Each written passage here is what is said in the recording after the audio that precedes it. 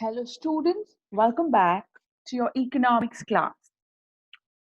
So we did the chapter development, which is going to be coming in your unit test examinations.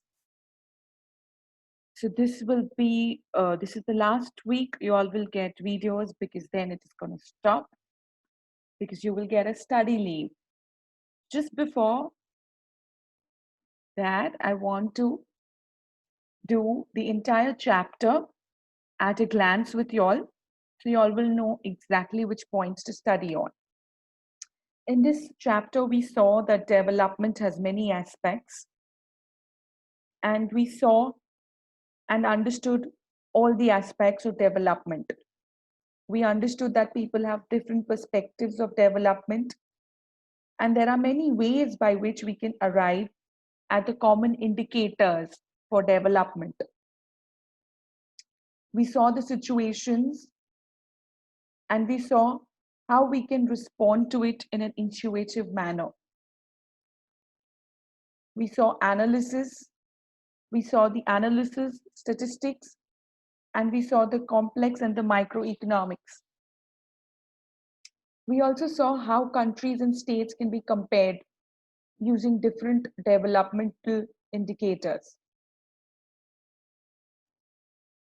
So first we saw how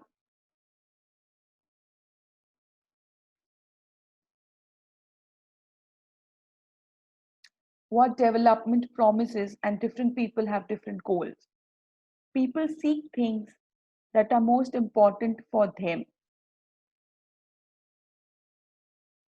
That is, which can fulfill their aspiration or desire.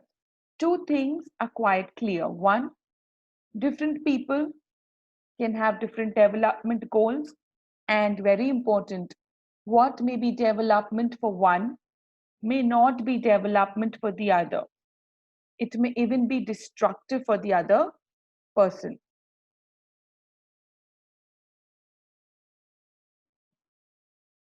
Then we spoke about how different development indicators can be used to compare the comparison between two countries.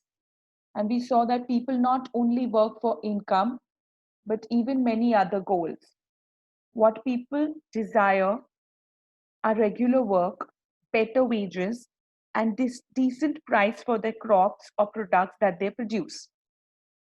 But besides this, people also seek things like equal treatment, freedom, security, respect for others. So similarly, development for development, people look at a mix of goals, not only income. Next, we had spoken about national development.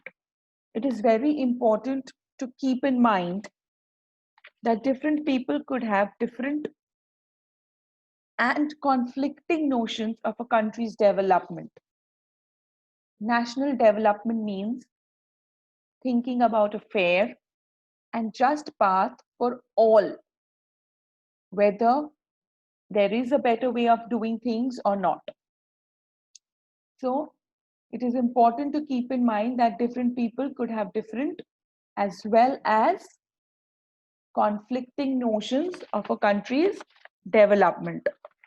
What a farmer would think would be development, national development goal would not be the same as an industrialist. It could be conflicting with each other. Next, we saw how to compare different countries or states. The income of the country is calculated as the income of all residents of that country. For comparison between countries, total income cannot become a very useful measure. And we had seen this with an example of two countries. The average income is also called a per capita income. India comes in the category of low middle income countries because our per capita income in 2017 was only US dollars 1820 per annum, $1,820 per annum. Then we spoke about sustainability of the development. The second half of the 20th century, lots and lots of scientists have been warning that the present levels of development are not sustainable. It's not going to sustain us for very long. Resources are replenished by nature, such as crops and plants. Sustainability of development is comparatively a new area of knowledge in which the scientists, economists, philosophers, and social scientists are right now working together and finding out more ways to develop in a sustainable manner. Human development, development of an individual in such a way that he's able to earn and fulfill his materialistic desires.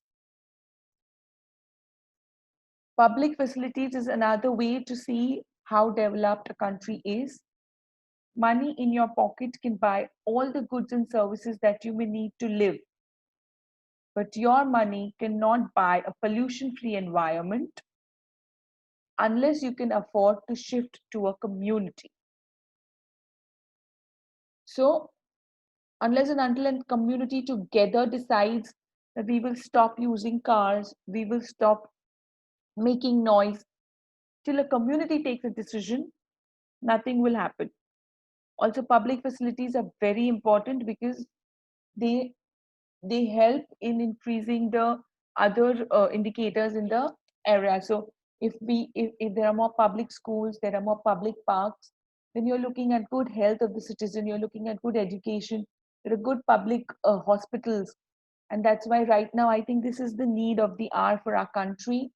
We really need to upgrade our public facilities so that everyone will go to the public facility, will use the public facilities instead of using the private ones. Then we spoke about income and other criteria where we compared different states.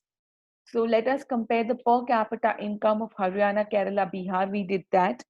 And we saw that Haryana has the highest per capita income and Bihar is at the bottom. If per capita income is used to measure the development, then Haryana is considered most developed. But if you look at education, Haryana doesn't come at par with Kerala. Kerala has more educated people. Then if you look at the mortality rate, over there also Kerala has low infant mortality rate and Haryana has more. So this was the mind map of this chapter. And this was all the areas that we have learned in this chapter. So you know that development of a country, what determines it. You'll also know what is the main criteria that the World Bank uses to classify different countries. You all know even UNDP, we have learned about that also, and how UNDP measures development of different countries. You all have seen the use of average, and you all have seen if there is any limitations to that use. We saw the live example of Kerala, Haryana, and Bihar. We spoke about sustainable development, and we also spoke about how people are trying to find new sources of energy so that we can sustain it longer. So finally, I will tell you all, read the chapter again and again. Make sure you're able to answer all the questions at the back. You can use the Diksha app. I'm going to attach it in the comment section. You can use it for all subjects. They have excellent question answers for you all to go through it. Be well prepared and best of luck for your examinations. Thank you and have a great day.